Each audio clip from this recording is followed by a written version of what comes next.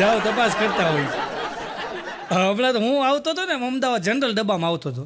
તો જનરલ ડબ્બાની અંદર ક્યારેક આપણે જનરલ ડબ્બામાં તમને છે ને માણસો મળે બહુ. તો જનરલ ડબ્બામાં મારી બાજુમાં એક ભાઈ બેઠો હતો. મને કે બોસ કેવું ચાલે છે? અરે મેં કીધું જોરદાર.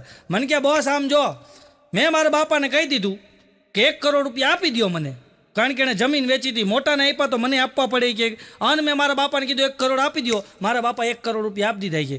1 કરોડ રૂપિયા મારા બાપાએ આપી દીધા. એટલે આપણે તો ક્યાં બોસ આમ જો, આપણે તો પહેલેથી જ રાજા માણા કે બોસ. એટલે કે 1 કરોડ રૂપિયા મેં રોકી દીધા. 1 કરોડના સીધા 4 કરોડ થયા કે. મેં તો શેમાં રોક્યા? મને કે જમીનમાં રોકી દીધા, સીધા 4 કરોડ. પછી મને કે 4 કરોડ રૂપિયા આવ્યા, એ રોકી દીધા એટલે સીધા 12 કરોડ.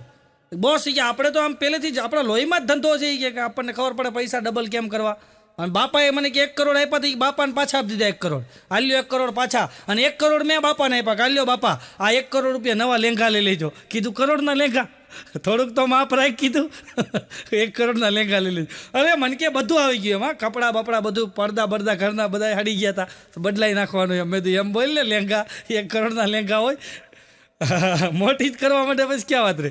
મને કે 1 કરોડ રૂપિયા બાપાને હાલ દીધા, 1 કરોડ મારી બાને હાલ દીધા. મેં શું કામ? બાને કહી દીધું તમે સાડલા બાડલા બધું નવું લઈ લ્યો કે.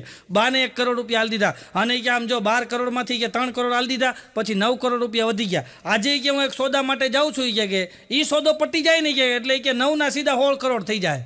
આપણી પાસે કે બહુ માસ્ટર માઇન્ડ બુદ્ધિ છે કે. આમ જો બોસ એ કે આપણે ભૂકા કાઢી નાખી કે બોસ, એ આપણે તો પૈસા ડબલ કરી નાખી. મને કે બોસ તમે શું કરો છો? મેં કીધું હું હાસ્ય કલાકાર છું, પ્રોગ્રામ. એમ તો તમે બધી મોટી મોટી કંપનીમાં બધી અમે તો જાઓ ને, કોર્પોરેટ ઇવેન્ટ હોય મોટી મોટી, રિલાયન્સમાં ને એસઆરમાં બધે મોટા મોટા સાહેબોના એના પ્રોગ્રામ હોય. મેં કીધું મોટા મોટા અમારે પ્રોગ્રામમાં બધા મોટા મોટા સાહેબો ઓફિસરો આવતા હોય. મને કે બોસ તો આપણી માટે નોકરીનું ક્યાંક ગોઠવું ને.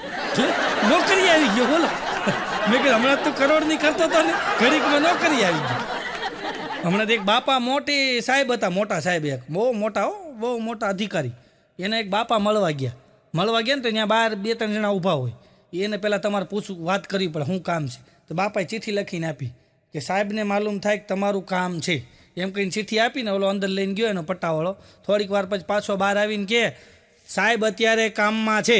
બાપા કે એને કહી દે એ કામમાં છે એટલે જ એનું કામ છે. કામમાં છે એટલે જ એનું કામ છે, બાકી નવરો હોય તો મારે કંઈ કામ નથી. હમણાં એક બહુ મોટા સાહેબ ભાઈ, અને એની સેક્રેટરી એવી સુંદર.